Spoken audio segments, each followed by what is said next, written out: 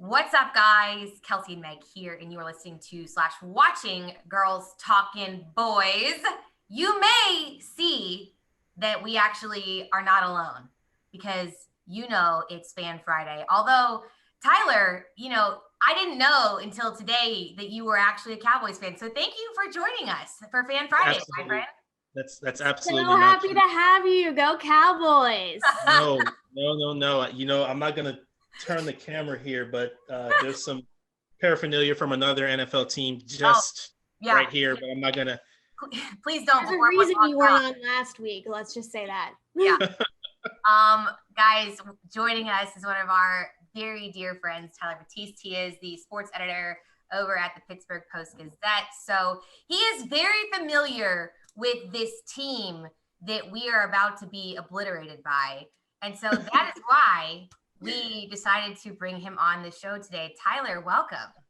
Thanks for having me. I'm honored to be here. It's always a pleasure to see your two faces, whether it be in person or virtually or Instagram or Snapchat or whatever the case may be. I'm happy to be here. There's no one I'd rather do this with other than like maybe Dave, but he doesn't count. Yeah. Boo. We don't need him today. We don't need him today. All right, so let's just dive in because this Cowboys team has obviously been struggling very mightily this entire season. I'm sure you're very upset about that being, considering your affiliations. But affiliations, I see what you did there. Quote. And the Steelers, on the other hand, they're not. They're the only undefeated team left in the NFL, 7-0 right now.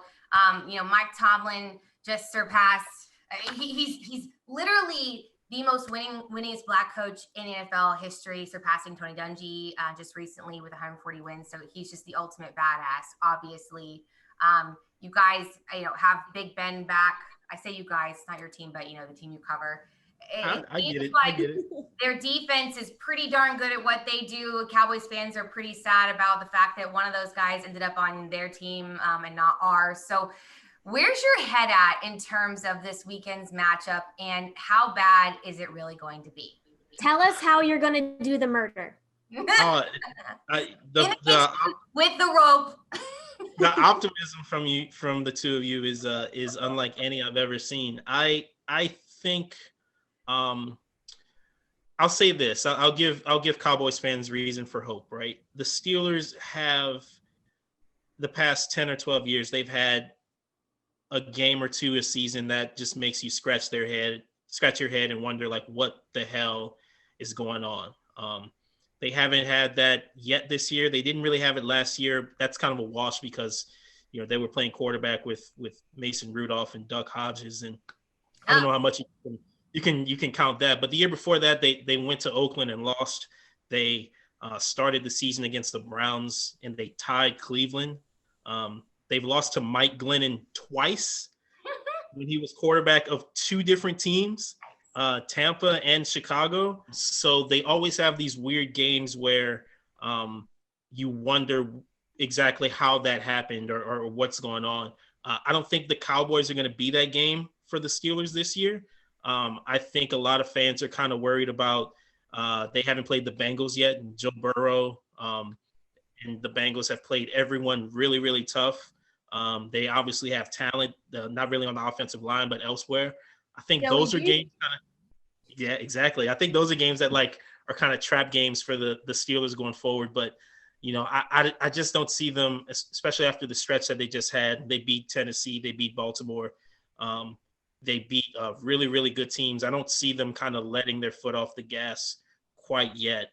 If they do, and if it does happen, I think it'll be probably one of the more surprising upsets in recent history. So, but anything can happen any given Sunday, right? That's why they play the game. And there's going to be fans in Dallas, right? Like there's an amount of people there, right? Is it 25%, 50%?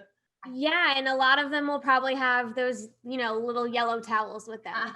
Well, that's true, but also, I don't think the Steelers have played in front of a crowd that big. In Tennessee, it was only about 7,000 or 8,000. Baltimore was only about 7,000 or 8,000. So there's going to be significantly more people that they're playing in front of. Maybe there'll be some Steelers fans, but obviously a lot of those are going to be Cowboys fans. So I wonder if it's going to be kind of an adjustment early on to like, pre-snap stuff and different cadences to try to realize that, oh, we're actually playing against a fair amount of people. So it wouldn't surprise me if Pittsburgh got off to like a really, really slow start and tried to just kind of, feel their way through the first quarter or two and then maybe turn on the switch after halftime. And I don't know, Dallas's defense is not that good from what I've seen. Oh? Yeah. Unaware. Breaking news. Yeah. Breaking news, everyone. Dallas defense is a struggle. Actually, but Diggs did play well last week, so that's a good thing. That's kind of a reason for optimism there. We're big Diggs fans on this pod.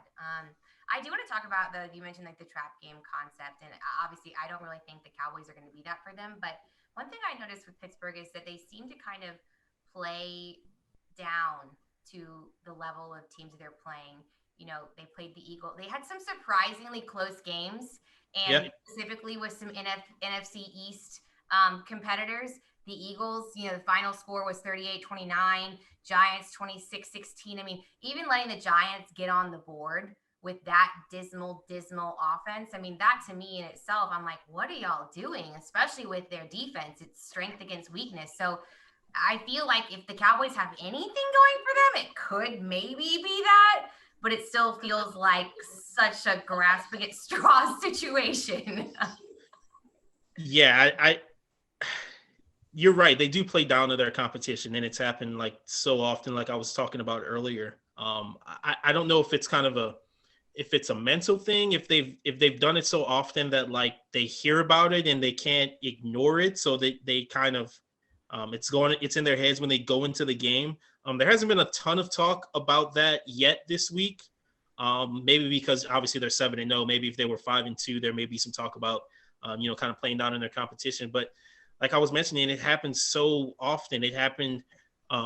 This wasn't really playing down, but at the time, 3 years ago, they lost to Jacksonville in the regular season, and that was right before Jacksonville ended up obviously winning their division, made it to the AFC Championship game. But at the time, it was kind of like, what are they doing against Jacksonville? And then obviously Jacksonville turned out to be really good for that random one season. I think Mike Tomlin, I can say this, that he's done a really good job this season of kind of, they're listening to him even more this season. He's always been a great coach. He's always been kind of a player's coach. They have done a really good job, with the different virus protocols that have happened. The Steelers haven't put anyone on the COVID reserve list yet. They're practicing what Mike Tomlin is preaching in terms of all the safety things that you have to be aware of in this weird season. So I would imagine that if he's stressing, hey, we can't overlook the Cowboys. They've got a Super Bowl winning coach. They've got, Ezekiel Elliott. They've got, one of the best receiving cores in the league. Great offensive line, even though it's undergone some shuffling recently. You would think that message is going to get through, but any given Sunday, anything can happen. We'll kind of see. Yeah. So I guess, let's dive in a little bit more to like the specific matchup, if y'all don't mind. And then I'm sure we'll spend a few minutes talking about our quarterback situation, because you also have some perspective on the quarterbacks. I do. At least one specifically, the Nooch. Yes. Benvenucci. Benvenucci. I love Cooper Rush too. So. Okay, well, that makes one of you. I could not tell you anything about him. Couldn't pick him out of a lineup. So this Steelers team, offensively, you've got Ben Roethlisberger, who's going, 16 years in the league, and he came up. Yeah, something like that. 16, 17, whatever it is now. Yeah, and he came off the surgery last year, which was obviously, a struggle for the team, but now he's back, and he's doing pretty all right, it seems, at least. I mean, their offense, though, isn't like as highly ranked as I thought they would be, and maybe that's because the defense is so good at getting them in position to not have to be making such massive plays. Like, maybe that's it. I don't know.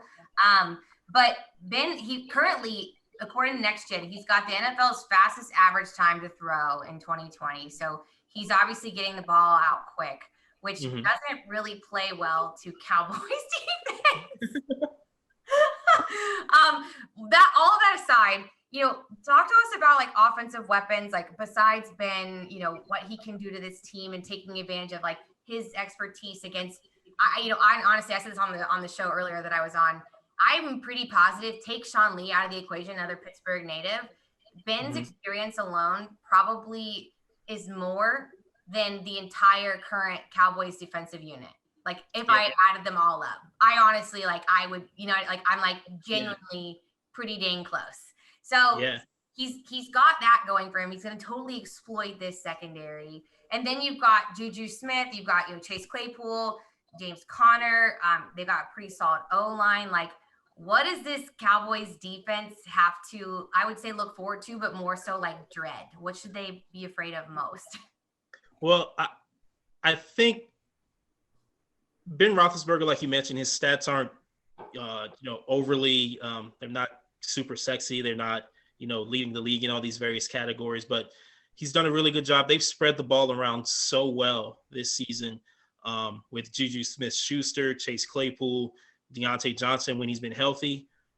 Eric Ebron's been a really big acquisition from them. They signed him over the offseason from Indianapolis. You talked about him getting the ball out really, really quickly. I think that's a huge product of Matt Canada, who came in the offseason, who was the former offensive coordinator, not only here at Pitt when James Conner was there back in 2016, and Nathan Peterman as well, which was a record-setting Pitt offense. He also went to LSU, ended up at Maryland for a little stretch. So he's brought a lot of different pre-snap motion, jet sweep type action that the Steelers have. You've seen it a lot at the goal line with Chase Claypool, a few rushing touchdowns that he's had.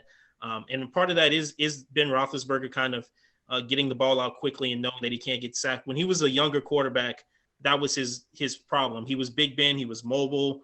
You couldn't bring him down. He could take hits. He's 38 years old now. That's not going to happen.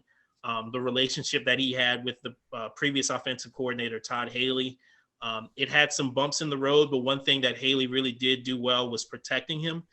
He didn't get sacked as much in the second half of his career as he was getting in the first half of his career. When Bruce Arians was the offensive coordinator, and you see that, when Bruce Arians, back when Jameis Winston in Tampa Bay, it's a lot of those long, deep passes where you're sitting back in the pocket for 6 or 7 seconds. If the line doesn't protect you, then you're going to get hit. I think Roethlisberger kind of realized at some point that I can't just sit back in the pocket and chuck the ball 50, 60 yards. Number one, it's not smart for me to in terms of getting hit, but also, there's only so many 50 or 60 yards bullets left in Roethlisberger's cannon, so to speak. He's got a surgically repaired elbow that, you can't just throw the ball deep every play. So they're going to pick and choose their spots. I think the fact that Claypool is now kind of a weapon that people have to pay attention to. He had that 4-touchdown game earlier in the season. Since then, he's been a little quiet, but just having the defense have to recognize that Claypool is on one side. That opens things up for Juju Smith-Schuster, which you've seen over the past couple of weeks. His numbers have started to creep back up. So they have a lot of weapons. And then James Conner, when he's healthy, he's one of the better running backs in the league. He may not be as I think 2018 was kind of an outlier. I'm not sure if he was as good. He's as good as he showed in 2018, but he's not as bad as he's been showing other times. I think he's somewhere in the middle. And when you have a quarterback like Roethlisberger, it's like having another offense.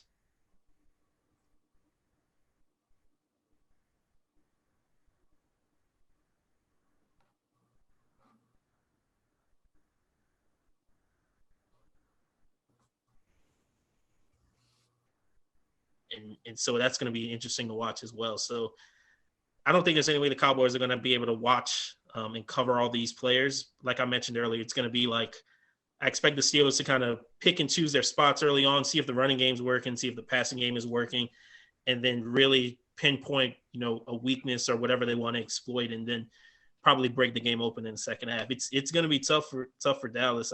Good luck.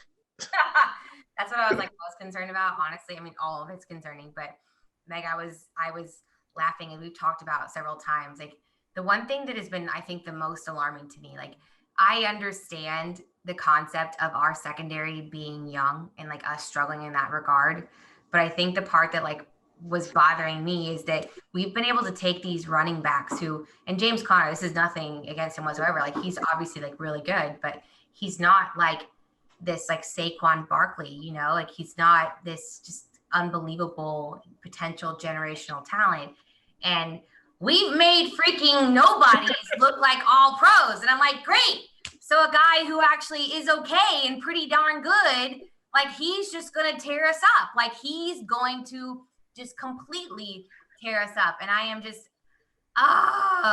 it's like a pick your poison situation. I'm sorry, y'all. Like I'm trying to be positive, but I'm really struggling. It's not Monday. She's not positive on Fridays. Oh, yeah. It's not Little Victory Monday. Okay. You guys have to wait a few more days for that. Right now, it's dreadful Fridays. Like, I'm just concerned. So that's the offensive side of things. Like,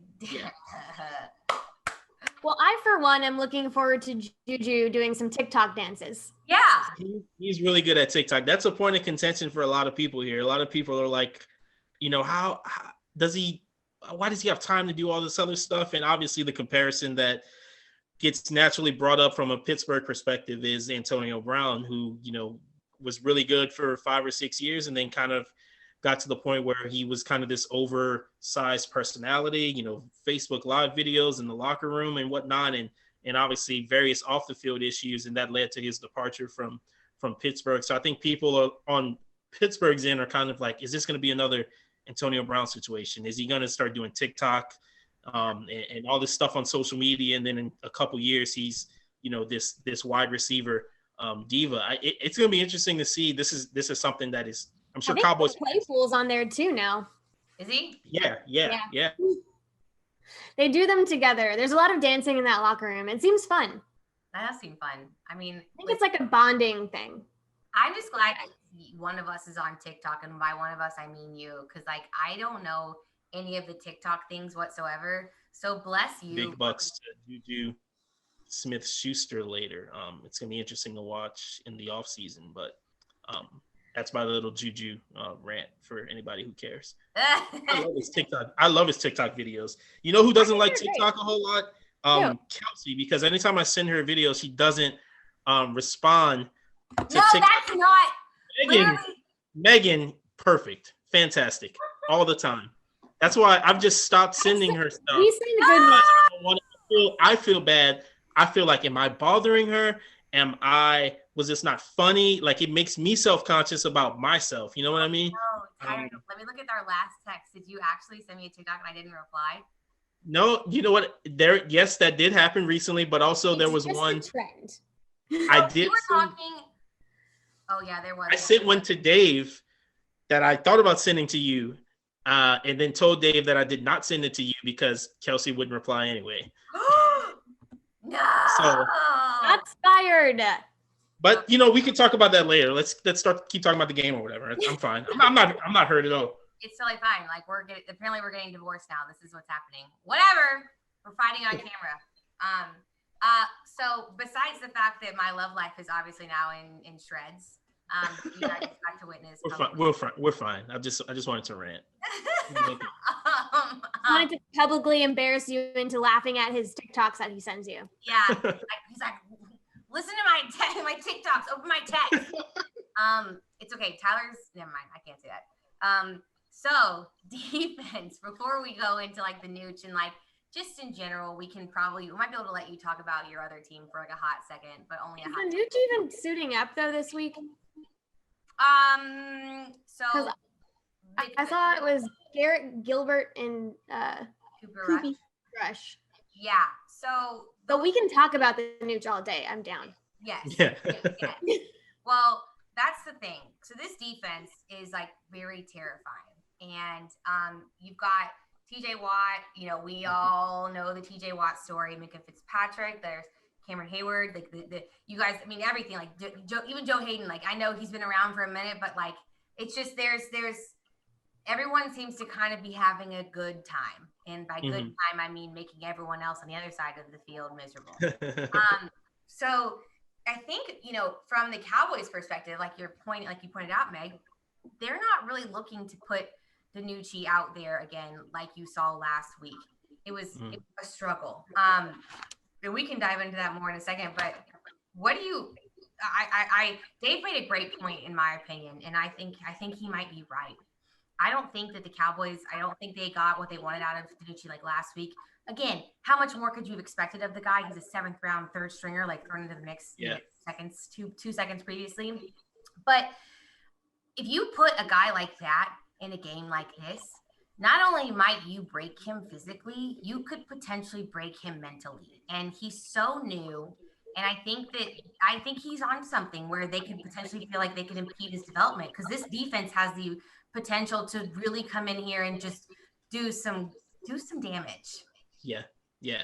Well, I think you're right, but I also would caution that the Steelers are dealing with some injuries on the defensive side of the ball. They lost Tyson Alualu, a defensive lineman who's not going to be playing. Isaiah Buggs is probably going to start in his place, or at least play in his place.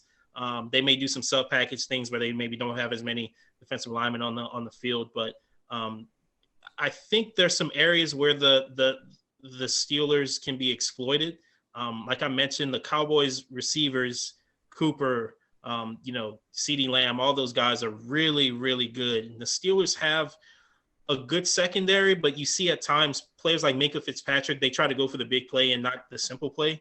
Minkah Fitzpatrick is a really, really good player, but even if you watch their games, you see that he'll try to, kind of lunge forward for the big hit instead of waiting for the 7 or 8 yard catch to be completed and making a tackle. And that opens up the field for bigger plays when you have someone like CeeDee Lamb or Amari Cooper who can, be physical or outrun someone. The Steelers also, Mike Hilton has been out for a little while. He's been a really good nickel cornerback for them. If he's not playing, that's another area to exploit. It's just a matchup problem at that point, right? If you have 4 good receivers on the field, you may not have 4 good cornerbacks to defend them. And it kind of goes back to what you were saying about Ben Roethlisberger in the quick passing game. If the Cowboys can somehow manufacture some really quick passes, some slants and some outs to at least get the ball moving downfield in a safe manner, maybe they'll be able to do something. Now the Steelers are going to adjust, and that's what the coaches get paid all that money for. But on paper though, the Steelers defense, TJ Watt is the one that makes it go. He's arguably one of the best defenders in the league. I'm not going to say he's his brother yet, but I think he's well on his way to being that. They're gonna pay him big pretty soon. They've also got Bud Dupree, who is the other outside linebacker who's under their franchise tag, who's kind of been coming to his own over the past couple years. And then Cam Hayward, the big guy in the middle on the defensive line, is probably one of the more underrated players in football. So that defense is terrifying. They give up yards. They kind of bend but don't break, right? You kind of saw it against Baltimore last week where they kind of moved the ball a little bit, but they picked off Lamar Jackson. They made a big stop at the end of the game. Like I was saying, Minkah Fitzpatrick, that huge hit in the end zone. That's an area where that's a time of the game where you want someone to try to make a huge play and kind of run into someone with their shoulder. It's just sometimes Fitzpatrick does that a little too much. That's just kind of my opinion, but we'll see what happens on Sunday. I think the Cowboys can move the ball a little bit. I just don't know if they're going to be able to score as much as they probably need to. Well, we'll see. I don't know. Let me read that line to scare you and make you shake in your boots. Because Ben DiNucci, your guy, former Pitt quarterback. My guy. Yeah, your guy. Since he's a rookie still, right? We wanted to make sure that Coach McCarthy was talking about veteran presence. And so we're going to play the veteran quarterbacks that we've got. So our options are Cooper Rush, who is 1 for 3 passing. He has 2 whole yards, in a 42.4 passer rating. And then our other option is Garrett Gilbert, 2 for 6 passing. He's got 40 yards. So there's that. And a 57.6 QBR. So, I feel like we've got some true vets in position to do some damage against your defense. Is there any, and I don't know the answer to this, but is there any rule preventing Kellen Moore from playing quarterback? This is the question that I asked a couple weeks ago. You know, And I just need to know. he's a lefty. Like that always gives defenses trouble. You don't see that many lefty quarterbacks. Yeah. He's already gone through all the like testing protocols and stuff. Like I if there's not a rule against it, I don't see why they can't suit him up. He's only, he's younger than me, I think. So I'm like Paxton Lynch. Like, do we call Brock Osweiler? Like, he didn't do anything even when he was in the league. He surely like maybe this could be like who's available? Like John Kitna, I would consider it. Maybe. Who's the emergency quarterback? Is it Cooper? I feel like Cooper's throwing passes from time to time. It's Blake Bell, because Blake Bell he played quarterback at Oklahoma. And Okay. then you also have Cedric Wilson, potentially, who played quarterback in high school. Zeke has taken some snaps out of the Wildcat. Give them some run. Why not? We got quarterback depth. Yeah, put Wilson back there. He can throw it to Cooper and CeeDee Lamb and make them continue to look good. Why not? Like, if you're, what's the count? Are they 2-6? Is that right? Yeah. Like, let's get weird. Like why not? Let's get weird. Let's get weird. Let's get weird. Like, why not give it a shot? I mean, I see why they can't, though, because they're only like a game out of first place in the NFC East. So like they technically still have some stuff to play for. So yeah, I get it. That's assuming anyone in the NFC East wins. So like I'm pretty sure we'll be okay. Like I'm Yeah. not really concerned with the race for the NFC East because it's not a race. It's I don't even know what it is. It's like the tortoise tortoise in the hair, who's gonna get? but it's the tortoise. It's just 4 tortoises. Did we just make the same metaphor at the same time? We did. Wow. What happens when you respond to my TikToks? Oh Yeah. wow. Listen, We're in sync now. Our mind algorithms are the same. I'm about to like push you off the show. Like I'm the host of this podcast right now. Like on this, when I say host, I'm like hosting on Zoom. I'm gonna remove you from the chat. Tyler has exited the chat. It's a hard. So all of this, how are you feeling, my gal? Like how do you feel like based off of what our friend Tyler just had to say? Because I don't feel good about it. I'm gonna quiet down because I just feel like I'm negative Nancy over here. What is there to feel good about, honestly? Like, do I trust Cooper Rush or Garrett Gilbert to do anything positive? No. Will we get a touchdown? No. I think they'll get a touchdown. What? We haven't for like the past 2 games. Why would we get one now? Yeah. They'll get a touchdown. I will put money on that they will get a touchdown. Okay. How much? For legal reasons, this is a joke. Yeah. We'll discuss off air. Yeah, I mean, I don't feel confident about a touchdown either, Meg. I'm not gonna lie. Like I'm over here again. Like I'm telling you. Who was the last person that got a touchdown? Probably Dalton Schultz or yeah. I don't know. Maybe. Did they not? They didn't score a touchdown. It's been a while. Was it 9? They scored 9. Yeah. Greg Zuerlein's the MVP because he's the only one that scored points on his team. And who'd they play the week before? I don't know. Put it out of my brain. I don't blame you. Washington. Yeah. Oh, yeah. Okay. Wow. Yeah, it has been a while. Yeah, and you would think of all the like teams to score touchdowns on. Those would be the 2. Uh-huh. I think it'll happen this weekend. I would go so far as to guarantee that the Cowboys will score a touchdown this weekend. Okay, that's good. So since people are kind of probably have an understanding now that you are unfortunately you have very bad taste in NFL teams. And so therefore you kind of at least don't even. Can I reach it? No, sir. No. Anyways, well, he goes and just destroys our life. When I said we were married, I really meant like we're all divorced now. Like we can't. This is the deal breaker of all deal breakers. Oh, the second marriage is gonna be better than the first. Okay, well, enjoy that. Wow. Okay. Here's the thing. You literally, that's so trash. So, since you guys somehow got paid off someone to get that trophy, and That was hard work. Is total garbage. And I'm sure you're smart enough to know that at this point he's not comparable to Dak Prescott. Anyways, I would love to get your thoughts on just how you think this NFC East thing is going to pan out, because again, this is nuts. It's historic in all the wrong ways. Like, why did the Giants look good? Yeah, like I was like, what? I'm sorry. Is this an actual game? Like, am I watching this live? Like when I turned it on Monday night, I was like, what is happening? Yeah. How do they have points? Any given Sunday or Monday or Thursday or whenever they play games, like they're all professional players, right? I saw a tweet recently. It was maybe a couple of weeks ago, but it was saying that the Eagles are hurt and the Cowboys are just bad.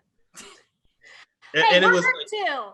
Well, no, this is a couple of weeks ago, and I thought about it. And I was like, well, I guess that kind of does make sense. Like the Cowboys had most of their full complement, especially on offense early in the season, and defense. The scheme just wasn't working. Whereas, there was a point where I couldn't name more than one Eagles receiver. But football is so funny because the Eagles, as bad as everyone's talked about the NFC East, if they win their next game, they're at 500, which is like not, there have been teams that have won divisions worse than 8-8. The Seahawks back in the day when they beat the Saints in the playoffs, they were like 7-9. Whoever wins this is probably going to be worse than 8-8. Yeah. Well, they'll be like 7-8-1 probably is what the Eagles are going to finish. I don't know. I think it's funny, and I love that. Like, unless you're a fan of the NFC East teams, like you just like it's like watching like a train wreck every week. It's so fun. Yeah, and we tortured everyone by putting it on primetime. Yeah, well, I mean, as long as people keep watching it, like they're gonna keep putting it on primetime if the ratings are working out, right? Like, it's shocking. So I don't know. It's gonna be fun. I don't. The Cowboys just like they have so much talent. Like you just think at some point they're gonna put together. Have they put together 3 decent games? They're back in the contention for the division. It has to happen pretty quickly, but when you have those receivers like I talked about, and if LVE and you've got Jalen Smith and Lawrence, and if Diggs keeps playing well, like they have guys who seem to be good. It's very much like not to bring it back home for me, but it's almost like watching LSU defense, where like you have these recruits and these names that are good, but the scheme or whatever is just not clicking. And so once that clicks, if it does click, I don't know if Mike Nolan's the guy to make it click or if it happens this season, but you think that they could at least put together 2 or 3 games in a row where they look competent, and then they're all of a sudden, sitting at, 5-7 or something and right in the thick of things in the division, because the division is the division. So I'm honestly glad that it's competitive. I'd rather all the teams be bad and it be like competitive than like the Giants be like. Call the NFC East competitive? It is. Like, even if I will gladly watch, and this is especially true for like college football, I will gladly watch like a Vanderbilt Kentucky football game because like both teams are like 2-6. Because like it's evenly matched, so like it's gonna be good. Like, so that's kind of what the NFC East is, right? Like if you're watching, like I'll watch Redskins Giants who have like a combined 2 or 3 wins. Like the talent level is gonna be there. I'd much rather watch that than like Kansas City versus the Jets. Yeah, like give me competitive. Yeah, I stand by my. I said what I said. We are. I've never, that's first, I have to say, calling this division in its current state competitive. But I appreciate. Who's going to win the NFC East? I'm going to go ahead and say probably the Eagles. But we don't know because it's competitive. I think it's going to be Eagles and Cowboys when it comes down to it. But I just don't know. It's not competitive. It's just dismal. And it's basically unlucky. There's literally no actual competition because everyone is so tragically bad. It's literally like it's like a cornered cat fight. Like that's genuine. Like they're not doing it because they want to. They're doing it because they have to. Like they need to do this to like scrape through. Like what we're fighting for, we're competing for? Draft position. That's what we're all competing for.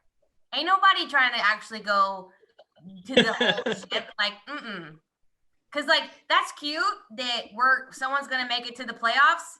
I will get a tattoo of. I keep offering up tattoos as collateral. I should really stop doing that. A lot of tattoos. I will do something crazy if one of these NFC East teams, once they make it to the playoffs, if they go in and go make it to the Super Bowl, if one of the NFC East teams this season makes it to the Super Bowl, that's my point. It's just like cutting off your pinky that Big Cat does on Pardon My Take all the time. I'm just trying to understand. So I get like it makes sense, and I completely get it from like a fan perspective of like these teams are bad, right? But like if you're a player, obviously like you want to win something, even if it's a bad division or a subpar conference or whatever the case may be. So like those guys are gonna play hard and like they're gonna do whatever they can to win and I don't know. It'd be interesting to hear their thoughts. They're obviously not going to say it publicly, right? Like, but it'd be interesting to see like, all right, this division is bad. Do you really want to win this division? And I would imagine a good 80 or 90% of them would be like, yeah, we want to hang that banner to use a bad metaphor. You don't hang banners for division titles, but a banner is like when you win a Super Bowl, like they hang it. The Cowboys haven't done it in a while. We have 5 of those. Yeah, but not since the first Clinton administration. Okay. So it might have changed since then. Like a thing that you hang in. I hate you. Listen, here's the thing about Eagles fans. I'm sorry. I'm sorry. I completely forgot about that. I was thinking of the Steelers who have 6 Super Bowls. I was making that comparison. Yeah. I'm so sorry. You're so canceled. I can't even handle you. I love you. I thought that was great. I thought that was good. You know what's funny about all this is that I'm never answering your text ever again. So decline. Abby's not pleased. I know. Abby's going like full emotional support. She can feel Meg. She's like her blood pressure is rising. What is this? All right. Well, I appreciate you coming on. I don't feel much better, but I at least feel like I have some clarity about what to expect. So that's something at least. So thanks for whatever this was. I thought this was great. We didn't even talk about the Nooch. Oh, you're right. Do you want to talk about the Nooch for a second? The Nooch was like the least Pittsburghian Pittsburgher that has ever Pittsburghed. Yeah. So I have a bone to pick with Mike McCarthy. Because he said he liked Aiello's pizza more than Minio's. I'm a Minio's man personally. Okay. I respect his opinion, but Minio's is superior to Aiello's in my humble opinion. I believe that's the one thing that Nooch had an opinion on. Was Minio's or Aiello's? Mm-hmm. Well, whenever you all visit, we can try them both out. We can walk. Happily. They're a walk away from each other. We can get a slice from both and make our own opinion on that. I think DiNucci is like, it is wild to see him start an NFL game from when I got here. He was, he won State Player of the Year 2 times, and the player that replaced him at Pitt is still at Pitt. Kenny Pickett is still Pitt's quarterback, and he's hurt right now. But it's just wild to like. Oh no. Okay, he'll be right back. We'll be right back.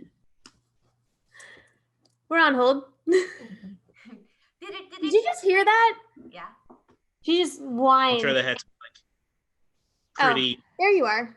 Oh, did you lose me?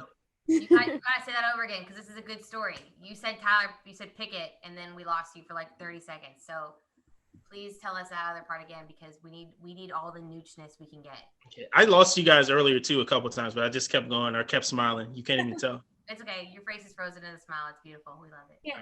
Right. What was I saying? Pickett? Yeah. Okay. What part about Pickett? So just the fact that That he's there. Okay. Juju starting and Pickett, the guy he replaced, is still playing. Okay. To see Ben DiNucci starting an NFL game when the guy that replaced him at Pitt, Kenny Pickett, is still at Pitt. He's hurt right now, but just kind of to see those two guys still competing in now various different situations. DiNucci was a championship level quarterback when he went over to JMU. They were competing for national titles down there. For him to get a hat, like Mike Tomlin likes to say on a Sunday, I'm sure had to be like really, really fun to watch for not only like his family and friends, but just kind of that whole Pine Richland community. They've had some pretty good quarterbacks up there. The guy who replaced DiNucci is up at Boston College, Phil Dracovic, who almost beat Clemson last weekend. So to have like two really good quarterbacks back to back from one school is I haven't experienced that from my high school back in Louisiana, quarterback wise, but that's got to be pretty fun to watch. That is cool. And maybe, who knows, maybe he gets another chance to play. If obviously Andy Dalton should be starting if he's healthy, but the season's only halfway done, so maybe he gets a few more reps in practice, or Mike McCarthy feels comfortable with putting him out there again, and he gets another opportunity either in Dallas or elsewhere down the line. He's shown that he didn't play great last week, but he didn't like completely stink up the joint where he looked like he was that's what I was saying. Everyone was so tough on him, and I was like, guys, again, like perspective. My God, like how many picks did Peterman have his first game? A lot. It was like 5. Nathan Peterman is in that's a factor. That's like a credit to Matt Canada, who I mentioned earlier is on the Steelers.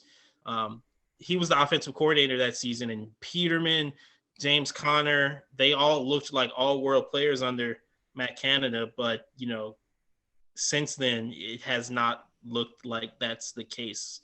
I actually heard someone who in a watching a Pitt game earlier this season with a couple of buddies, socially distant in a restaurant. Someone say, "Hey, Kenny Pickett is way better than like Nate Peterman ever was," and it was kind of like, "Whoa, hold on!" Like that one season Nate Peterman had was really, really good. Like they were setting records and scoring 40 and 50 points a game. Not to take this into a complete Pitt football discussion, but I'm fine with it. Anyway, good job, Ben DiNucci. Hopefully you get another opportunity. I'm excited to see another chance. Yeah, no. If only gives us stuff to write about up here, which is always fun. Yeah, exactly. And down here, honestly. And down here. Very much. I'm in favor of a not canceling Ben DiNucci. How's that? Like again, everyone needs to calm down. And his first. Yeah, like people were calling for Garrett Gilbert. I was like, Garrett Gilbert doesn't know what he doesn't know yet. He hasn't even passed COVID protocols. Like by the time people were calling his name on Sunday, I was like, y'all need to calm down. You need to calm down. So for your first start to be against arguably your biggest rival on national television on the road is a lot. So I feel like, at some point he deserves the opportunity to, play against the Giants in Arlington. You know what I mean? Like in a more friendly confines, so to speak. So yeah, that's just my opinion. I don't get paid as much as Mike McCarthy. I'm sure he'll figure that out at some point. Maybe. Well, hopefully this Cowboys team and not your other preferred team will figure it out as well. Tyler, thanks for coming to hang out with us. This was fun. Oh, we should just zoom away from this every now and then so I can see your faces and get to talk to you. Maybe that stuff on your counter in the back, Kelsey, we can rearrange those letters. No. I don't think so. I might get a Houston forever here. They're a little different tonight. So no, this was fun. I'm glad I was invited. I'm honored. Truly. I'm glad that you were honored. Guys, if you guys want to follow along with Tyler and all things sports in Pittsburgh area, or if you just want to talk smack to him for the green team he cheers for on game days, please go ahead and do that. Tyler, where can the people find you personally and find your work? Yeah, on Twitter at Ty Batiste, Tybatiste. Postgazette.com is the place for all your Pittsburgh sports content, podcasts, stories, and all that stuff. Steelers, Penguins, Pirates, Pitt football, old Ben DiNucci stories. We got it all. So visit us online and especially if you want to talk wrestling too, definitely follow me because I love wrestling. Oh yeah, I forgot about that. Almost as much as I love these two. Almost as much as he loves us. It's close. Well, we're gonna do something that maybe you won't love, but it's gonna make it even just as sweet because, listen, guys, we appreciate you guys tuning in, whether you're listening online or whether you're listening to via podcast. Make sure you download the Blogging the Boys podcast feed wherever you get your podcasts and subscribe to us on YouTube. You can find me at Kelsey Charles, Kelsey_Charles, on Twitter, and Meg is at Meg Murray with 4 R's. And Tyler, this one, my friend, is for you because we always sign off every single week, despite the circumstances of this unfortunate year, this unfortunate season. There's some words of wisdom that we like to leave our audience with, and I think you will particularly enjoy them. Megan, I'll let you go ahead and take it away. Dallas forever, Philly for never. Bye. Bye, guys.